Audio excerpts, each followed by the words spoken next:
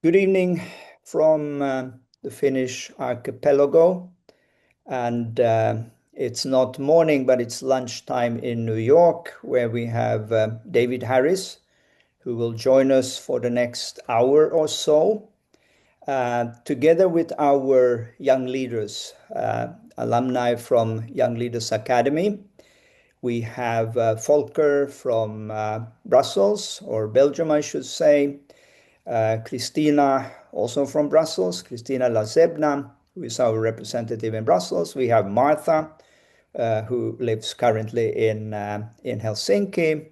And we have Daisy in Dublin, which will take over the EU presidency in just a few days, something that we are, would be many questions to raise about the Irish presidency. My name is Tomas Sandell. I'm the founding director of the European Coalition for Israel. And tonight we will discuss an issue which has been discussed for hundreds and hundreds of years, I'm sure. Is there a cure for anti-Semitism? And if so, how come that we haven't found it yet? Maybe we will during this conversation, the next 59 minutes. If there's anyone who would find that cure today, I think David would be a good candidate. I'm reading from your book, which we will come back to, about anti-Semitism, about David Harris. David Harris is the Executive Vice Chair at the Institute for the Study of Global Anti-Semitism and Policy. He has been a junior associate and later a senior associate at St. Antony's College, University of Oxford, and a visiting scholar at the Johns Hopkins University School of Advanced International Studies. He is the recipient of 4 honorary doctorates, including most recently from Brandeis University. I could also add that Davis is the former CEO of American Jewish Committee and has been in this space for many years. I don't want to embarrass you, Davis, by telling how many years. But if there's anyone who have the experience on these issues, it is David. I could also say that the first time we met, David, you may not remember that, but that was in Brussels in the early days of ECI. And I had been called to a meeting with the American Jewish Committee when they were wondering, who is this guy who is trying to do some coalition for Israel? What is his motivation? And I had this meeting, and I remember it was you or someone from the board who asked, so, why are you doing this? And I was a bit intrigued, and I thought, how do you answer that questions? I still remember what I said. I said, well, I'd like to be biblical. It goes back to Cain and Abel. And I said, I want to be my brother's keeper. And I think that was the right answer, because ever since we've been friends, and I count you not only as a friend, but also a mentor and someone that I look up to. I should also say the second anecdote, that's more like an anecdote, but also a good introduction as to who is David Harris. You have spoken at a number of events which we have organized, among them at the synagogue in Krakow, at the, I think it was the 70th anniversary of the liberation of Auschwitz, but also at the United Nations. And I remember so well when you spoke, and we had, prominent diplomats and ambassadors gathered at the UN, and you came in and you said, Thomas, so can you remind me, what is the theme? What do you want me to speak about? And you said, is there anything in particular you like for me to convey? And I thought, oh my goodness, if I'm going to an event, I need to prepare like a week. But you did, like you always, do, brilliantly. And it also shows that we don't need to have a transcript to have a conversation like this, because this is something which is really part of your DNA. What we have done, let me say just 2 minutes about the Young Leaders Academy. So for the last 2.5 years, we have brought together 20 young leaders from across Europe to Brussels for a few days to train and equip and help young people network with each other and EU officials, members of European Parliament. And today we have had more or less 100 such young leaders go through the program. What we have done, so we have had 5 academies, and after the 5th academy, we realized that there's only so much you can take in within a few days. So we started a book club online. So I think, Christina, if I'm not mistaken, for the last 10 weeks or so, we have studied this excellent book written by David Harris, Antisemitism, What Everyone Needs to Know. And this is also the reason why we meet today, and that is to discuss the book, which we have now completed, and questions that will be raised by the panelists are mainly based on the book. But with this introduction, if I may perhaps start with the first question. I think it's actually something that Daisy raised a few weeks ago, and I think it's a relevant observation or question. And the question is like this, or the observation is like this. Is it so that anti-Zionism is the main form of anti-Semitism today? And if so, how should we, or if it is so, should we really spend most of our time and resources on explaining Israel? Because traditional anti-Semitism, I don't think we have to explain any longer that Jews are either inferior or superior, or they look in a particular way, or they have particular personal traits. And I don't think that we have to explain so much that Jews have to be disliked because they have the wrong religion. So today it has a lot to do with Israel. So David, is this a fair assessment to say that something has changed dramatically over the years? And maybe really, if we want to find this cure, today we have to explain what Israel is and why there is a Jewish state. Is this a fair assumption, or if I'm missing something completely? First of all, hello. I guess it's good evening to everyone on the call. And a special thank you, of course, to you, Tomas, both for your long friendship and also for this opportunity. And greetings to all the young leaders who have read the book and who are on this call. I think the short answer to a very important and difficult question is it has provided a very convenient escape valve for anti-Semites to now wrap themselves around anti-Zionism. Meaning, if you'll understand me, Adolf Hitler, the Nazi regime, Joseph Stalin, the communist regime, all gave anti-Semitism a bad name. It was not impossible to be an anti-Semite after 1945, but it came with social consequences. It was on the margins, but in the mainstream of Western liberal societies, anti-Semitism was frowned upon. Anti-Zionism gives anti-Semitism a new name and a new cover. One can say, I have wonderful Jewish friends. I'm not an anti-Semite. I simply want to deny one nation on earth, and only one nation on earth, the right to self-determination. So there's a lot of dispute today, Tomas, about whether or not we should spend our time defending Israel. In a way, falling into the trap. For example, if one wants to look at the founding of the other 192 UN member states, and we go through them one by one by one, I think we'll find that in most cases, their quote legitimacy, unquote, can be questioned.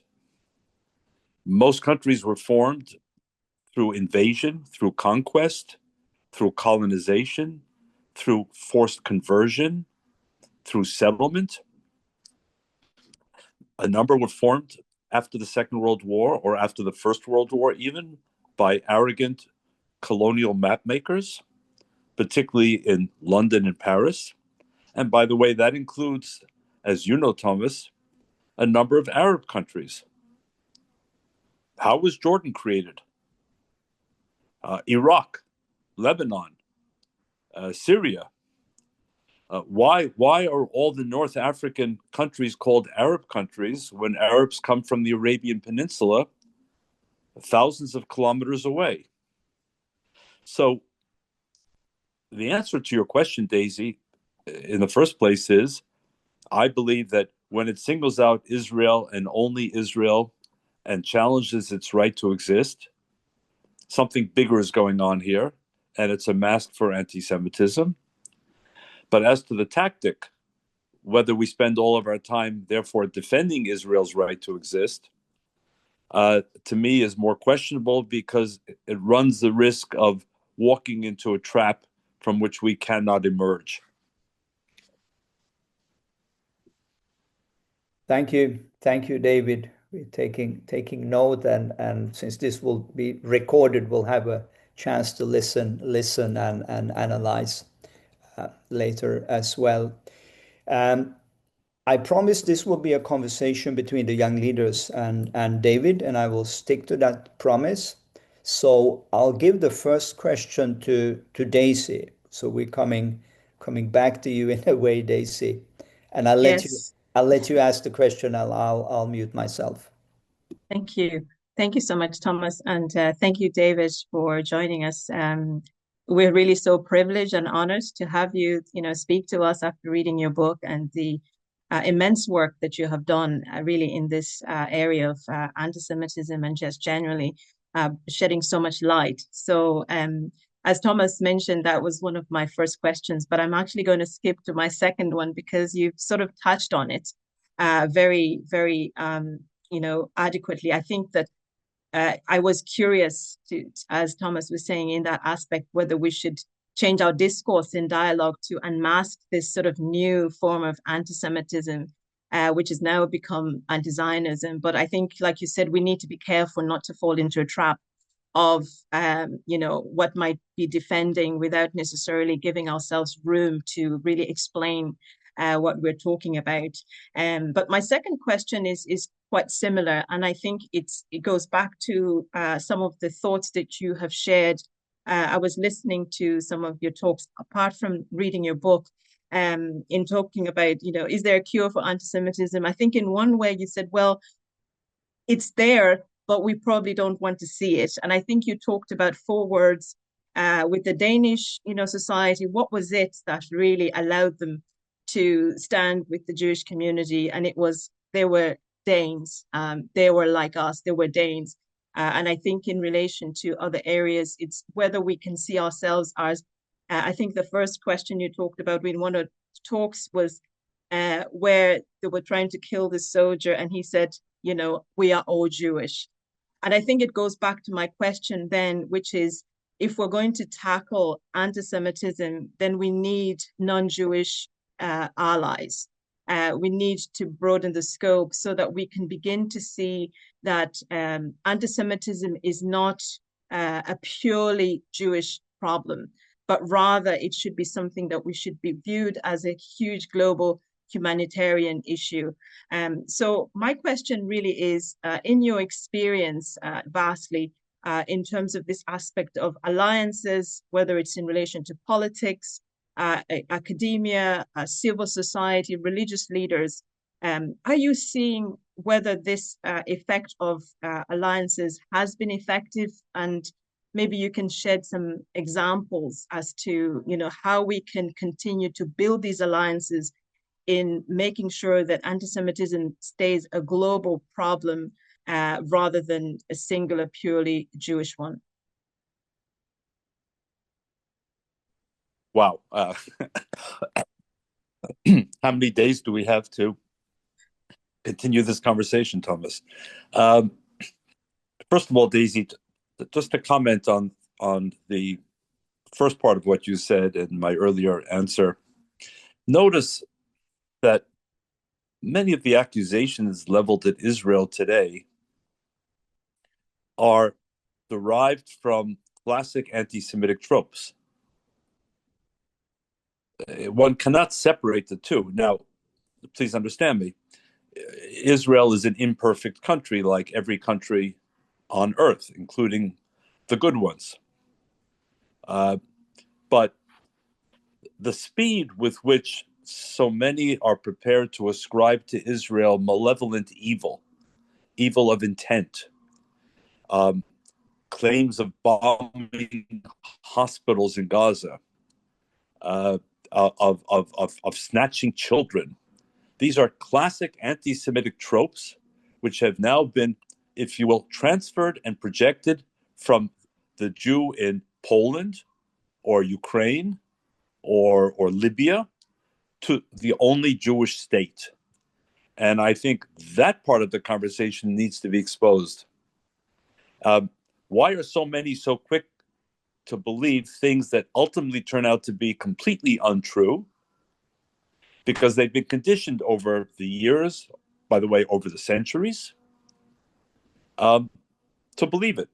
And you don't represent your government, Daisy, but you live in Ireland, which is today perhaps ground zero for exactly this discussion. The Irish government is prepared to believe just about any and all accusations against the state of Israel, to jump in with both feet,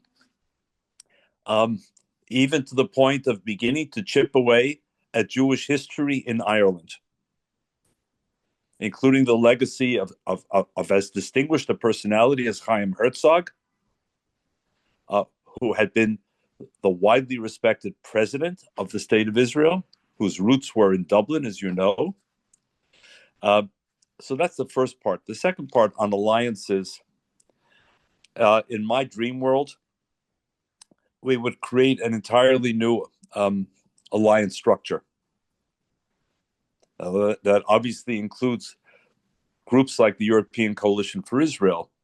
But in my dream world, every time we would stand up, whether for Israel against anti-Semitism, I would be standing next to an Iranian freedom fighter. I would be standing next to a Christian driven out of the West Bank or an Arab country. I'd be standing next to a Yazidi woman who escaped from the sexual slavery that was imposed upon her by ISIS. I would be standing next to a Baha'i. I would be standing next to a reformist Muslim. You can look up the names, but people like Dalia Ziada from Egypt, Loai al-Sharif from the UAE, and others. In other words, I would be presenting this not as a Jewish or Israeli issue alone, but as a question of who's going to write the future of the Middle East. Is it going to be the extremists, the fundamentalists, the radicals, or is it going to be the communities whose roots in the Middle East, by the way, long predate Islam? Let's remember that the indigenous people of North Africa were Berbers. Let's remember that the original majority religions in countries like Lebanon and Egypt were Christians, Coptic Christians, Chaldean Christians, and others. I think that's the kind of coalition we need, joined by and supported by other people of goodwill, including those on the phone and those who cannot be on the phone but are part of ECI. And finally, you asked about the cure, and again, this takes more time. So I think that there is a cure, and you've spoken about my thoughts on the cure. we had originally, after the Second World War, thought the cure was some combination of liberal democracy as it flowered after the Second World War and expanded to bring in minorities, women, and others who had been largely excluded from liberal democracy before the war, and Holocaust consciousness, meaning that if people read the books of Elie Wiesel or visited the ashes of Auschwitz, or met with a survivor, that the combination of liberal democracy and Holocaust consciousness would create a firewall against anti-Semitism. It had its possibilities, it had its moments, but clearly it has not been successful 80 years later. I think we have to go back to fundamental religious principles.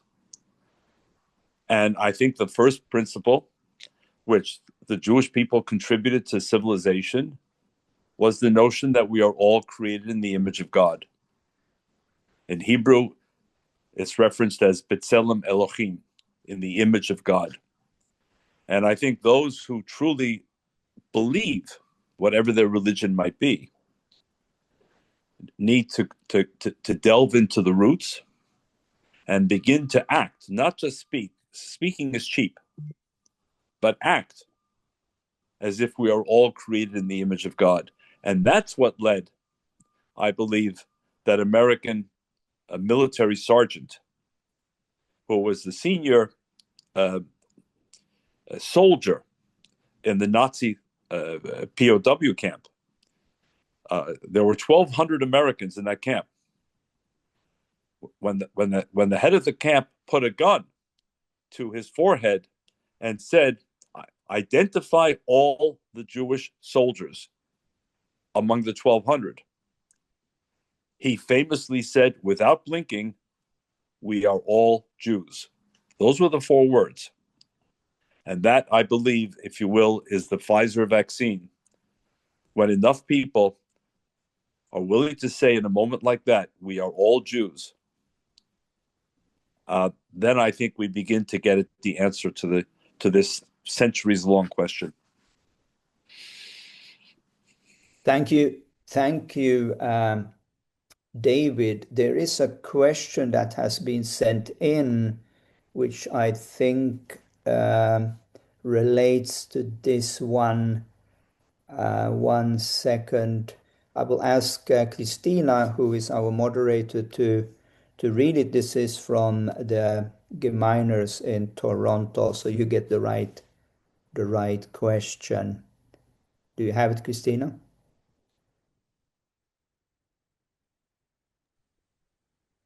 Yes. So we have a question from Renana, right, Thomas? Yes.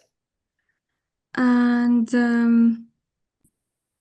they say, yes, there is a cure of, or partial cure. Tell the truth about the Arab lie that the self-proclaimed Palestinians are largely the descendants of recent illegal migration and the true of Jewish soul land right. Biblical, historical, indigenous, legal. You want to take that one, David? Sure, I'm just unmuting myself. Thank you for the question from the same time zone, Toronto. You know, I agree with the question, but agreeing with the question doesn't necessarily provide the answer, because you don't want to date me, Thomas, but I'll say it. You know, I've been doing this work for now 51 years. And as you suggested, Thomas, you know, by this point, I've probably been just about everywhere. I've never been to North Korea, nor do I have a particular desire to go. But I've been to most of the countries on Earth, and spoken to governments, spoken to think tanks, spoken to foreign policy associations, spoken to diplomats, often spoken at universities, media. And I can say to the person asking the question, Rena, I think was the name, while you're right, the argument doesn't go very far. I wish it did. Maybe there are other ways of presenting it that haven't occurred to some of us, but it doesn't go very far. It just triggers another debate, a lot of sort of theatrical performances, even to the point where, I've heard, and if you go into the data, you'll see Palestinians not only claiming that they are the indigenous people, contrary to what, Rena, you're saying, but that Jesus himself was a Palestinian Arab. So maybe for audiences, that's a fun debate to watch, but I'm not interested in creating fun debates for audiences to watch. There's too much at stake for the only Jewish majority nation on earth.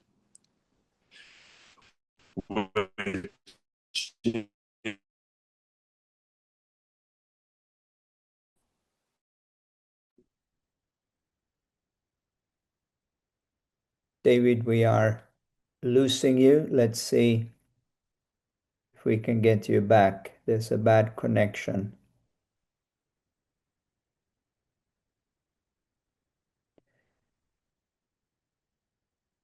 I think he's coming back.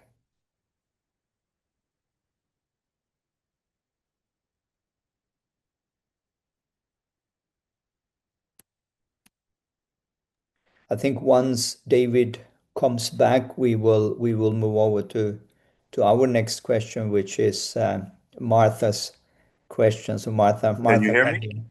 Now we can. Now we can. We lost you there for a minute, but I think you okay. answered. So I was just going to add a sentence. The Jewish people comprise 0.2% of the global population. That's 1 in 500 people. So, again, when we're talking about anti-Semitism, one of the things to remember is that it's an irrational ideology. I don't mean that there aren't bad Jews. There are crooks, there are criminals, there are thieves, as there are in every other people I know. But as an ideology, all Jews are considered evil and malevolent. So I think we need to understand that if it's irrational, debating rationally with an anti-Semite is not going to be a productive exercise, because as Jonathan Swift, the author of Gulliver's Travels, wrote, and I quoted in the book, if a person did not reason themselves into a point of view, you cannot reason them out of a point of view. Back to you, Tomas. Thank you, David. And we will go to Martha. Hi, I'm Martha. First of all, thank you so much. The book really helped me understand anti-Semitism. As a Jew, as an Israeli, I was not aware of a number of things there, so it was great.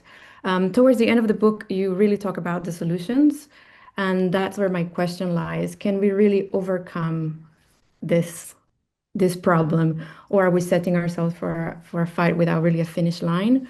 And if so, how can we keep a young generation motivated for something deeper than a hope of this, that it will ever end?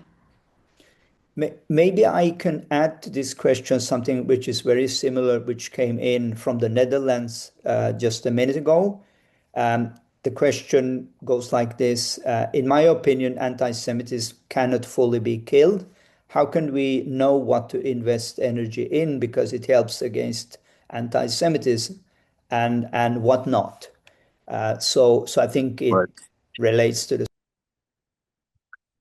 I think, first of all, one needs to understand just a little slice of Jewish psychology. Not a big slice, but a little slice.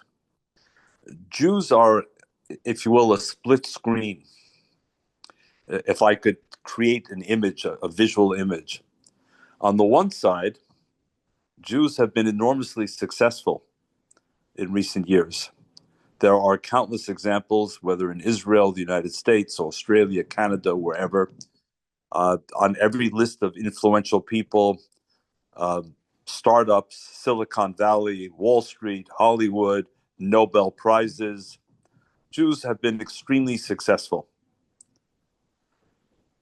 Many people only see that side of the screen. The other side of the screen is Jews are much more vulnerable than many people might assume.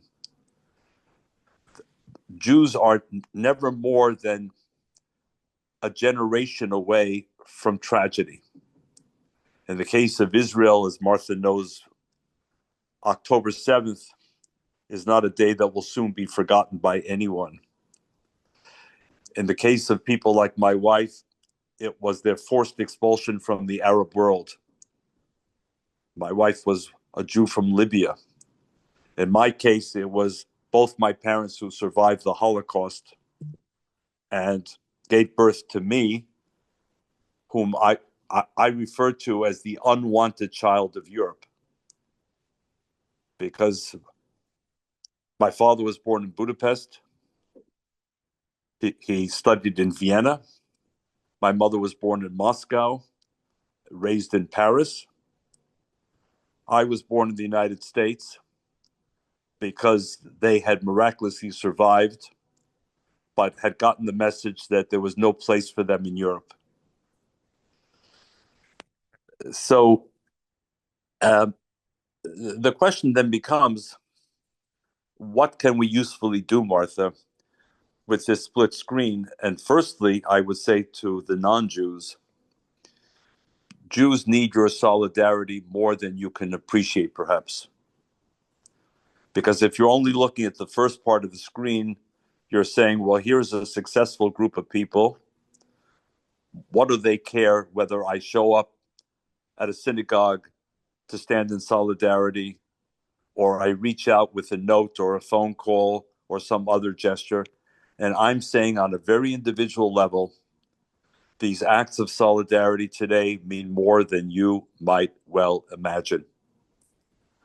And therefore, the work of the European Coalition for Israel, I would suggest, needs to be not just what you do among yourselves in Brussels and elsewhere.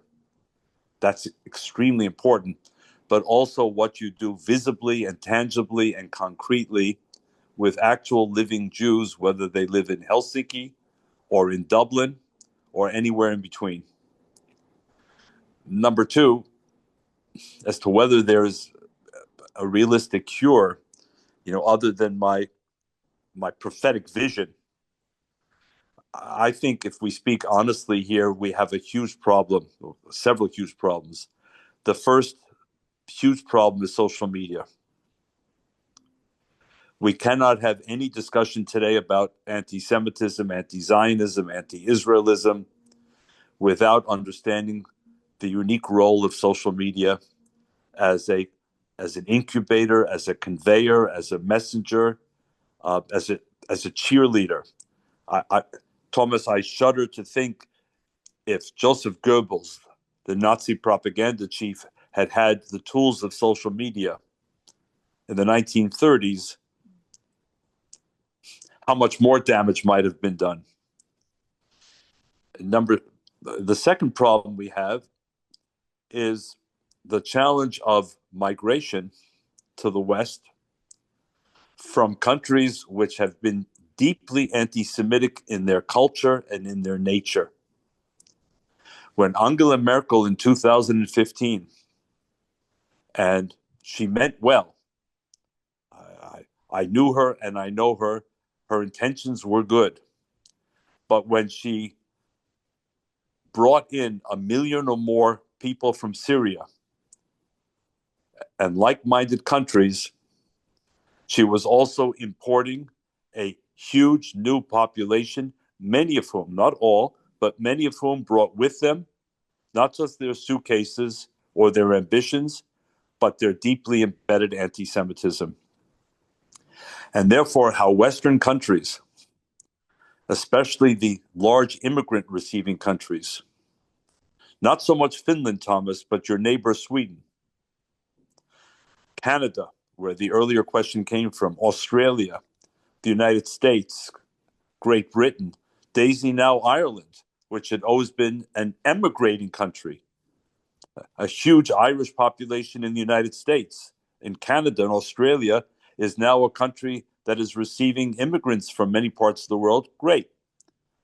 But from those coming from countries like Syria, Pakistan, Afghanistan, Iraq, North African countries, what are they doing about issues of acculturation?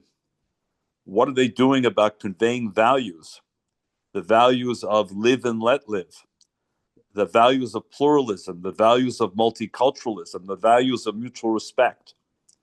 And here again, I'll speak very frankly, because increasingly we now see in countries like Canada, Australia, Britain, and elsewhere, a growing red-green alliance, an alliance of left-wing political parties and leaders together, not with Muslims, but with Islamists.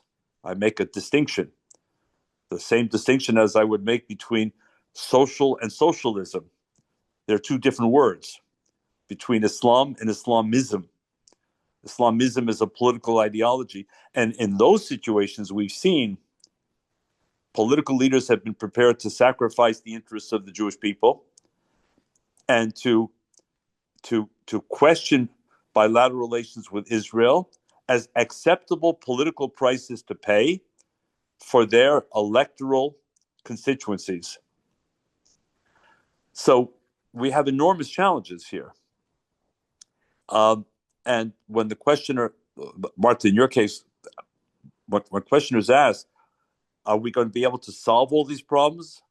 No, but we need to identify them first.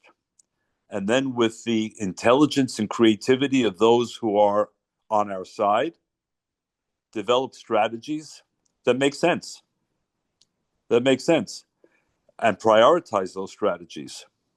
And right now, I'm not sure, Martha, we're there yet. The Jewish world is still a complicated, decentralized, often conflicted world. You have groups fighting each other for media attention, for potential members, for potential financial support, for potential access to governments, over different strategies, over different tactics. It's very, very complicated. But again, to end, if there's one thing you take away from this part of the conversation, please, young leaders, it's don't ever underestimate the importance of reaching out to Jews, not as some abstract group, or reaching out to Israel, not as an abstract country. Go to Israel. Make sure the people in Israel that you meet know you've come to Israel as an act of solidarity, as a non-Jew, because you believe in its right to exist, to defend itself, to live in peace. Reach out to the synagogue that may be in your city and simply say, I want to express my solidarity. How might I best do it? Those acts, little acts you may think, but in the world we live in, it's the little acts of kindness and compassion that ultimately end up being the most appreciated. Thank you, David. We have a few questions before we come to Volker, and I want to commend him for his patience. We have waited for your question, but there are a few questions. There's one from our board member, Nick Try in England who is basically coming back to your question. He's saying in the UK, anti-Semitism is currently driven by an alliance between Muslims and the left, as you mentioned, some ideologically and others courting the Muslim vote. Anti-Semitism education based around the Holocaust has perhaps limited impact. What is your suggestion? And Christina, you said there were two additional questions. Do they come in here, do you think? To combine? Yes. So, next question. What is, in your opinion, the best way to confront universities that have suspended ties to Israeli academia from without or from within? As a scholar, I have felt unable to work with such universities, but have begun to doubt my approach. So maybe there are similarities to say this new alliance, which also is very much dominated in academia. Okay. Well, let me try to answer the first question. It may or may not spill over to the second question, Thomas, but I think that part of the strategy, maybe a central part of the strategy, must be to help target audiences understand that anti-Semitism is not a Jewish issue. It's not created by Jews, and it cannot be solved by Jews. It certainly affects Jews, but Jews cannot solve a problem that we did not create. And moreover, the history of anti-Semitism teaches something extremely relevant to the question. When anti-Semitism begins to percolate in a society, every minority should start paying attention. And those who believe in liberal democracy need to start worrying. I remind us that Hitler's obsession was with the Jews. We all know that. By the end of the Second World War, between 60 and 70 million people, we're told, died, were killed, were murdered because of Hitler's aggression. For Jews, that meant 2/3 of the Jews of Europe, 6 million of perhaps 9 to 9.5 million Jews. But who were the other 60 to 65 million people who were killed? What began with Jews did not end with Jews. Anti-Semitism reflects a virus, or let's say a cancer, that unless one attacks the cancer early, the cancer will metastasize. The cancer may begin by targeting the lung, the kidney, but not stopped, it will attack the whole body. That's the history of anti-Semitism. And one doesn't have to spend all day loving Jews to understand that if one group of people is now targeted, in the case of England, since Nick's question came from the UK, to the point where Jewish ambulances that were operated for the benefit of anyone who called and who needed an ambulance to rush to the hospital were torched and destroyed in Golders Green, a Jewish neighborhood of London. To me, that's not a problem for Jews alone. Not at all. Not even close.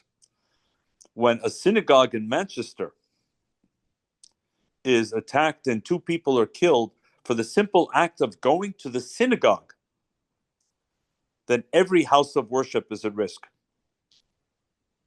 Because if synagogues are not considered off limits, you like Israel, you don't like Israel, you like the prime minister, you don't, who cares?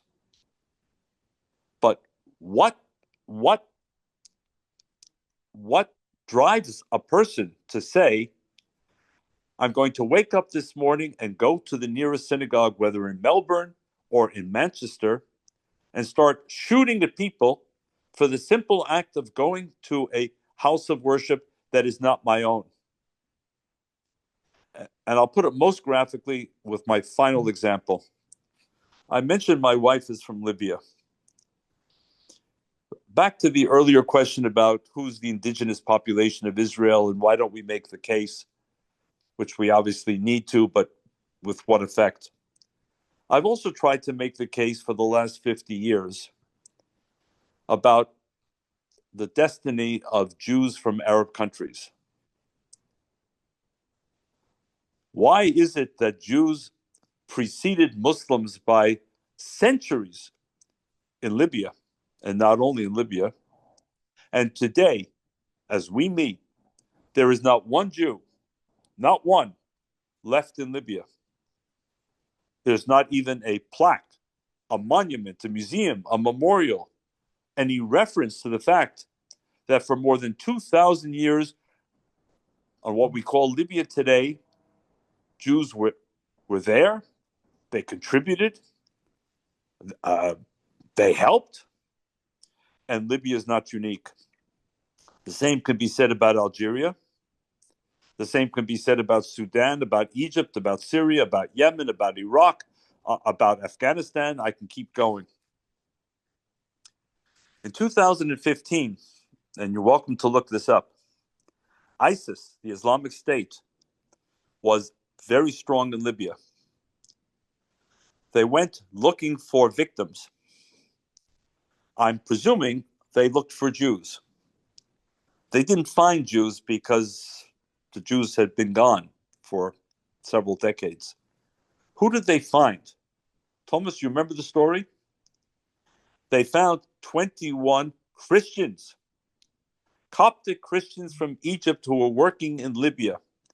And the image of, he was called Jihadi John, with his sword or his machete, and his compatriots chopping the heads off of 21 Coptic Christians on a beach near the coast in Libya is the reminder that what begins with anti-Semitism never ends with anti-Semitism. For those who are committed to liberal democracy as we know it, however imperfect it might be, unless they truly embrace the notion of Bolshevism or jihadism, Iran style or Taliban style, fighting anti-Semitism means fighting for liberal democracy, fighting for pluralism, fighting for multiculturalism, fighting for a safe space for all. And we need to expand the way we talk about these issues to help other people, good people, understand that. Thank you. Thank you, David, for inspiring us to think outside of the box, and it raises many questions. Volker is, you came to our most recent Young Leaders Academy. If I said I won't mention David's name, I won't mention your name, but you are one of the youngest in the Young Leaders Academy, but very, very influential. And I say this to David on a governmental level already in Belgium with the current government. So we're very happy to have Volker with us. Thank you also for your patience to take these last questions from the panelists. You actually have 2 questions. You can see if they fit together. You can ask both of your questions now. What I could also tell our viewers is that we said we would try to keep it more or less to an hour. I have one final question to David. that I want to squeeze in within this hour, but we'll start with you now, Volker. Thank you. I'm gonna try to merge the questions so we can keep the time a little bit under control. But as you mentioned, the political and governmental side, so my question is gonna focus on that. Perhaps you know, but all European governments have been ordered by the European Commission to develop a national strategy for anti-Semitism. And what I worry, and a lot of people in my country as well and in the rest of Europe, is how do we make sure that those strategies do not involve only symbolic actions, that it are truly actions that will influence both education and societal change? Because what we now notice is a lot of things that we propose are just symbolic actions. So how do we make sure that our strategies are effective? And my second question, and it kind of goes along with it, is we have to watch out where does real anti-Semitism and criticism of Israel comes together, and most definitely on the political side, because we get a lot of criticism that when we say this is anti-Semitism, then the far left says it's just criticism of Israel. So for the young leaders and university leaders, young politicians, how do we define that line? Because that line for us, it's blurry. It's very blurry. So how can we define it? And how can it coincide with a national strategy on anti-Semitism? I know we don't have a lot of time, but Volker, the quick answer to your first question is political will. If there is political will, then the actions become much more than symbolic. If there is no political will, because of ideology or the nature of coalitions, then inevitably actions will be largely symbolic and frankly quite meaningless. I dial back to December 14th of last year. 15 people were killed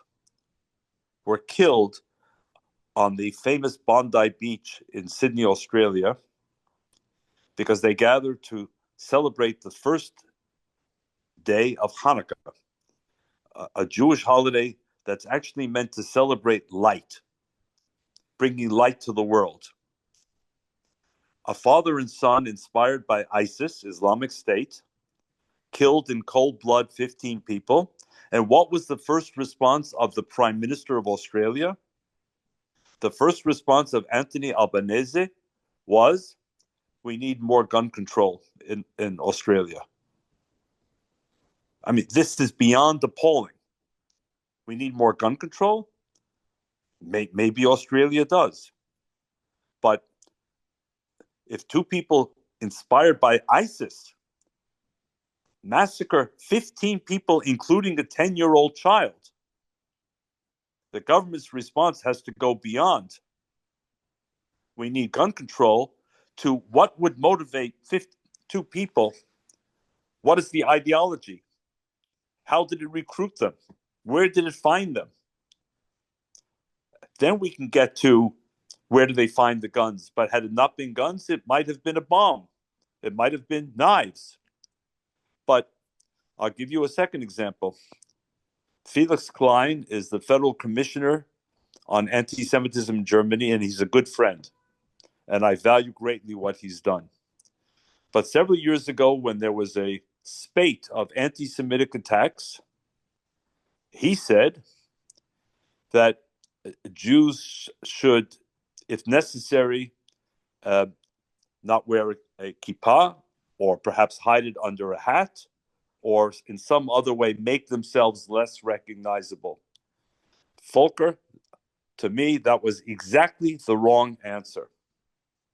At that moment in time, with political will, every member of the German government should have put on a kippah and walked in the streets for as long as necessary, in the spirit of my Master Sergeant Rodney Emmons from the POW camp, and declared to the terrorists, the extremists, the anti-Semites, you cannot divide us, we are all Jews.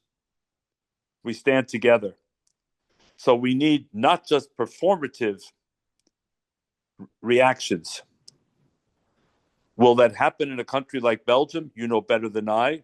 It won't be easy, though, for all kinds of reasons. Electoral reasons, political reasons, ideological reasons, numbers reasons. But at the end of the day, I come back to what I said earlier. We need to link this to the health of liberal democracy and make sure that that's always front and center. The second question was, remind me? The second question was, how can young politicians and young leaders identify the line between anti-Zionism and anti-Semitism? I refer in the book to Natan Sharansky's 3 Ds. I have enormous respect for Natan Sharansky. I repeat what he said in the book. Perhaps you'll have a chance to revisit it. If it comes to criticism of Israel, I don't have to leave Israel to understand what criticism looks like. Any debate in the Israeli Knesset, any reading of the Israeli press at any moment in time, Volker, not just today, but as long as I've known and loved Israel, 50% of the people of Israel are unhappy. They're unhappy with this government, they're unhappy with that government, with this policy, with that policy. That's in the nature of the Jewish people. We are a small people with more political parties than most countries in the world. We're an argumentative people, and it's one of our strengths, I would submit. That's not what we're talking about. You don't like Netanyahu, you're not an anti-Semite. Half of Israel doesn't like Netanyahu. But if you deny Israel the right to exist, if you deny Israel the right to defend itself, if among all the nations in the world, you uniquely, obsessively focus on this one tiny country, the only outpost of liberal democracy in the Middle East. And by the way, Volker, I'll add, because I've just written an article on this, and you completely ignore the 40 or more million Kurds in the Middle East who deserve a state. But no one marches in Brussels or in Helsinki or in London or in Toronto for 40 million or more Kurds who have every reason to merit a state of their own. And why? Why does no one care about the Kurds? You'll get a lot of, I believe, phony answers. I believe down deep, the real reason that no one cares about the Kurds is because no one can blame the Jews in Israel for the plight or the statelessness of the Kurds. So I think,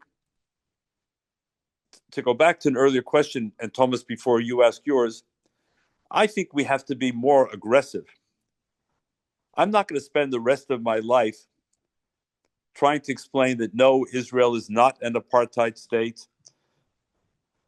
All it takes is 5 minutes standing in Israel, anywhere, the airport, the beach of Tel Aviv, the streets of Haifa, the army, to understand that Israel is a remarkably pluralistic country, a democratic country, imperfect, to be sure, but so are many other countries.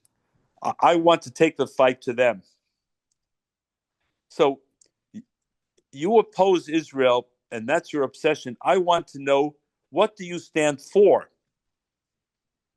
My 3 screening questions after October 7th were, before I entered into a serious discussion or debate, number 1, sir, madam, in your opinion, what happened on October the 7th? It's a very revealing question. Number 2, how would you describe Hamas? Again, it's a very revealing question. If the answer is it's a resistance organization, it's a liberation organization, then I know who I'm dealing with. And number 3, what's your solution long term? Do you believe in a 2-state solution or not? And if there's hesitation or uncertainty or blah, blah, blah, blah, blah, then I know there's no point to the conversation. But I want to know, for all those people who did not march in Helsinki and Dublin and London, when 42,000 Iranians were killed in January, why weren't you in the streets? And I think the real answer that they weren't in the streets is not only could they not blame the Jews and Israel, but if they went into the streets, their whole worldview would collapse. Because Iran is the head of the snake. Hamas, Hezbollah, the Houthis could not exist as they do today without the support of Iran. If they had gone into the streets, they would have acknowledged the nature of the Iranian regime. So I want to shift the debate from, we're the indigenous people. We've tried peace again and again. Our peace offers have been rejected. We have a right to defend ourselves. Our army is more moral than most. To, what exactly do you stand for? What do you believe? What's your agenda? What's your ideology?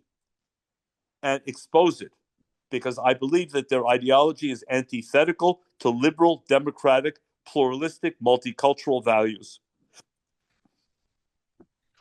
Thank you, David.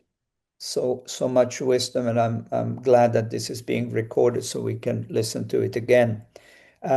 Let me say in closing, I do have a question, but let me say in closing, explaining to David about the Young Leaders Academy, and I think you see some of the quality of what we have seen in Brussels. There's some who have went on to become Secretary Generals of one of the largest political parties in the Nordic countries. There's another one who is advisor to the Prime Minister in a Central Eastern European countries, and we had during our last academy, we had a young, very promising Portuguese member of parliament. So, and it's everything from people who are still in college, finalizing their education to their first jobs. But because I remember one discussion we had, David, in New York, in one of your favorite restaurants, and you said, well, the European coalition,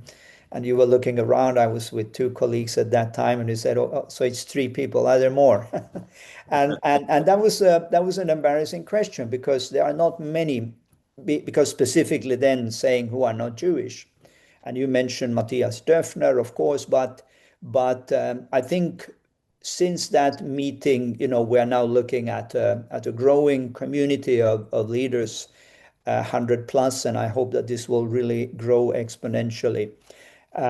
But my question, and this will be the last question, I'm sorry for those who sent in, there were a few questions that we didn't have time to answer, but I'll combine two questions into one. I mean, looking back, David, at your 50 years of advocacy, is there something when you look back and say, well, this was the biggest success, what makes me proud still today that I could somehow play a part in making this happen? But alternatively, what was the biggest failure, biggest disappointment, looking back at 50 years of advocacy? And I would then combine that with the question, because I have asked this question personally to you before, and you gave me a very good answer. If you would speak, and in one way or another, these 100 leaders will see your answer, what would be your advice to a young leader in Europe that wants to stand up for the Jewish people and the state of Israel? So I hope that wasn't too complicated to bring together the two, but. And I don't know whether there'll be an extra minute after that for me to ask one question of perhaps one person in the group, but if people will stay on, I would like to do that.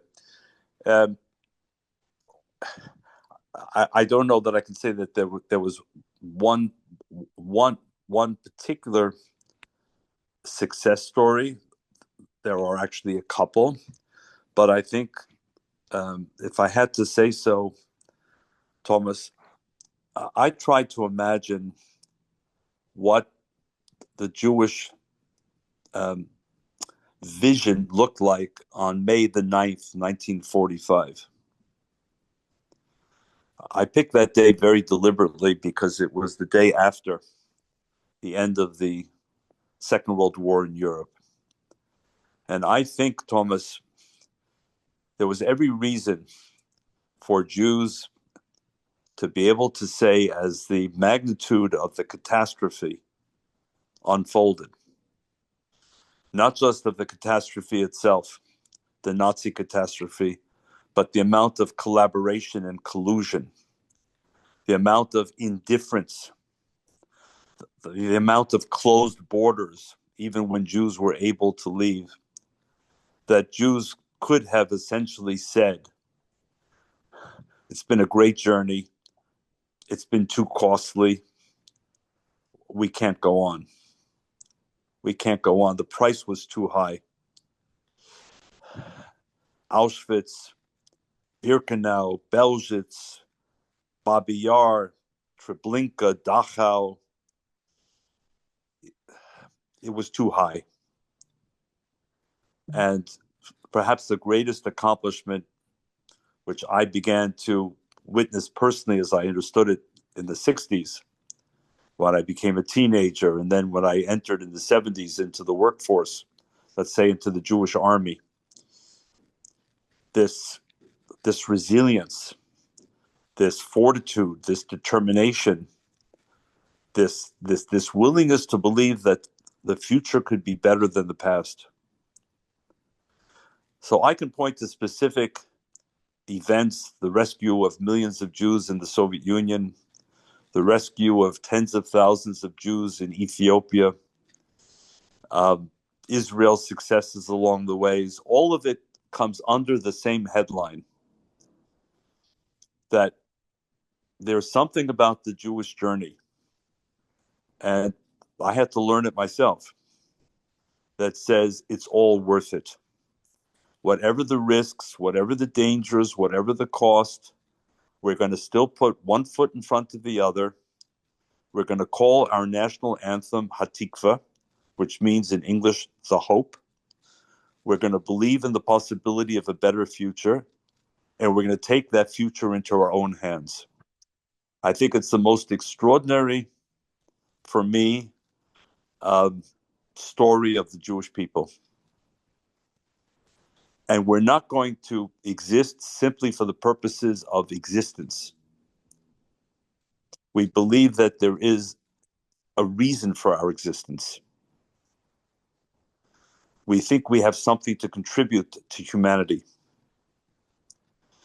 So that hopefulness, that optimism, to me is the most remarkable thing, and it's something that I've tried to convey to my children and now my grandchildren, which comes to the second question.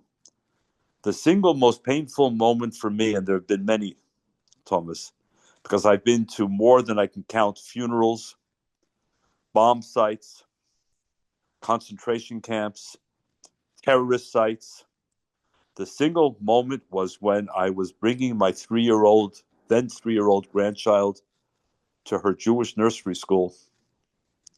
And it was the day after a terrorist shooting in California at a synagogue. And there were police in front of the Jewish nursery school in New York City. And my 3-year-old granddaughter said to me, "Papi, who are they? Why are they here?" That's all she knew as a 3-year-old. And in that moment, I can't help but be emotional. I felt that I had failed. I and my generation had failed. That a 3-year-old child and her classmates needed a special level of protection in the 21st century. Something that children going to the Christian schools nearby, or the Muslim schools, or the secular schools did not have, because there was no assessment of risk or danger. And I realized that my now 8 Jewish grandchildren would not be free from threat. And in that sense, if I haven't stopped working Thomas, though I'm age eligible to stop working, it's because I feel I owe those 8 Jewish grandchildren more than just uniformed police or private security guards as their future. That should not be the future of any child, anywhere, Jewish or non-Jewish, whether in New York or in Helsinki or in Dublin or in London or Toronto or in Jerusalem, anywhere. And in that sense, I feel that I failed. My question back, and maybe I'll just pick, Daisy, since you opened the meeting, may I put you on the spot for a moment? Yes, sure. Why did you join ECI, and why are you devoting your time to this effort? Yes, so I think I had a light bulb moment about 4 to 6 years ago when I began to realize, like you've been discussing, that this hatred for the Jewish people is a very irrational thing. I began to recognize more and more that it's also part of our Christian history, and I didn't pay attention to it. I began to realize that part of the replacement theology within the Christian community also exacerbated, I think, what happened with Hitler jumping on the bandwagon. And so I think that, with the light bulb moments, one can say the Lord sort of began to show me clearly that if I didn't do something about it, then it's like staying silent. And so I began to sort of listen to more and more, stories and teachings. How can I do something about combating anti-Semitism? And I think it goes deeper than that. I listened to quite a number of your videos, actually, as well, because I'm always curious, when I hear and reading your book, and I see that, part of what we need to do, and I'm working at the moment with the Jewish Representative Council in Dublin, with the Chief Rabbi in Dublin, as part of the Institute of Faith-Based Diplomacy, and then part of ECI, is to kind of, what can we do broadly beyond the dialogue in terms of addressing anti-Semitism. And I think, as you acknowledged in some of your talks, we can't necessarily eradicate it, but we can certainly try to contain it. We can certainly try to remove it from being normalized. We can certainly start doing, things that can help us. And I think the 3 sort of influential areas that, I began to recognize, I think you touched on them as well in some of your talks, and the Chief Rabbi and also Maurice Cohen, who is part of the Jewish Representative Council, also mentioned, is that this aspect of the global community, religious politicians, the civil society, religious leaders.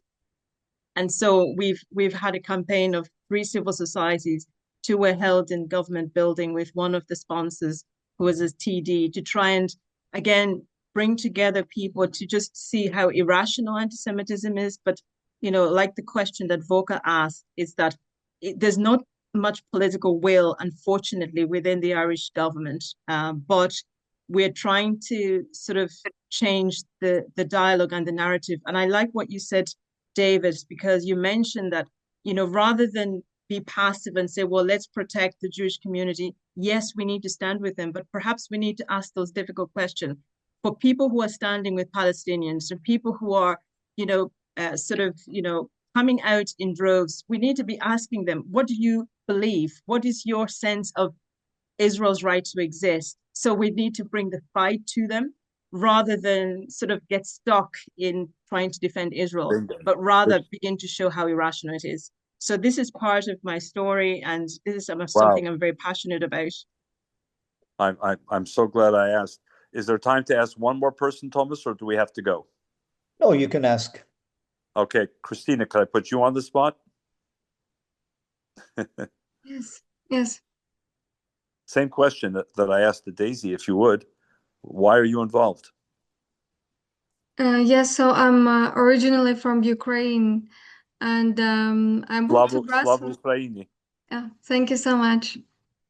Yeah, so I moved to Brussels with this inspiration to be involved in advocacy, and I did a lot of advocacy for Ukraine. because I have a strong sense of justice, the truth, and fighting, and not being silent, but fighting for the truth and justice. So, and for me, it's really symbolic, and I'm just grateful to my destiny to meet Thomas Sandell. I met Thomas Sandell at the European Prayer Breakfast, the European Parliament in Brussels. And I was curious to know about the organization.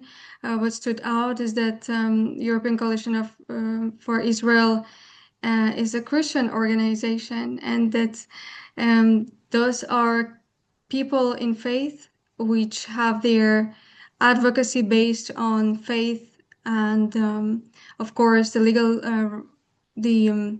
international law, legal rights of the State of Israel. And I was just fascinated of the work of Thomas Sandell and his energy, and that he's running the organization for over 23 years. So I also, for me, it was quite shocking to discover the level of anti-Semitism in Europe, because I did not know about those numbers and those cases of Jewish people being assaulted in Europe. Coming from Ukraine, I didn't face this incidence of anti-Semitism. This level of anti-Semitism was really shocking for me. So I've integrated within the mission of ECI because it's just a life mission to stand up for the truth and with the Jewish people in this time, because we're all a family and we have our common history and Judeo-Christian values. So I just felt integrated within the mission of the organization, and I'm so happy that I've learned about the history of the State of Israel, and that what we are standing for, what our values, what we stand against hatred, anti-Semitism, and for the truth, for our common values, and that I'm my brother's keeper. Yeah. Thomas, I think you have the headline for the whole story there. We are all family. We're all family. We are all family. There are the 4 words. Yeah, and you see how proud I am of You should be. our little community, and I think in the case of Christina, what makes it special is that she comes from a country which is being attacked, and she can identify with our struggle, and we're working together. We're also doing a lot now with opposition in Iran. So as you mentioned, this is to broaden the scope. It's not only this is for humanity. And so thank you. We have given our viewers an extra bonus, 21-minute extra bonus, but I think they enjoyed every minute. And they wouldn't mind if we would go on. But there is, as you know, David, there's a football World Cup. Yes, that we are watching very, very religiously here in Europe. In fact, I was watching the Czech Republic and South Africa. And then I looked at my watch and said, oops, I have to be on the call. So, there actually are some Americans who also follow football, yes. Of course. But you are, of course, to be congratulated for the New York Knicks NBA championships. And who knows, maybe the American soccer team this year will do well. But good luck to all the countries represented here, Belgium being one and Britain being another, Canada. I don't know all the countries of the people here, but to those countries, absolutely. Fantastic. Thank you all, and I hope to have a chance to meet some of you in person. And Thomas, if you would, please share my contact information with all the people on the call. I will. So that if anyone has any questions that were not asked, or maybe in a few weeks, I promise you, if you write to me, I will answer. Fantastic. So whether it's email or WhatsApp, please don't hesitate to be in touch, and maybe one day we'll meet in person. Yeah. Thank you to you, David. Thank you to Volker, to Christina, to Martha, to Daisy for being panelists. Thank you for everyone who's been tuning in. And this has been another webinar, Is There a Cure for Anti-Semitism? We may not have found the cure, but I think there's been a lot of ingredients that are essential in building this cure. So we will continue to do this, and we hope to have a new webinar again soon. So over and out from the Finnish archipelago, and we'll see you again soon. Bye-bye. Bye, Bye, everyone. everyone. Bye. Thank you all for your Thank you. friendship. Thank you.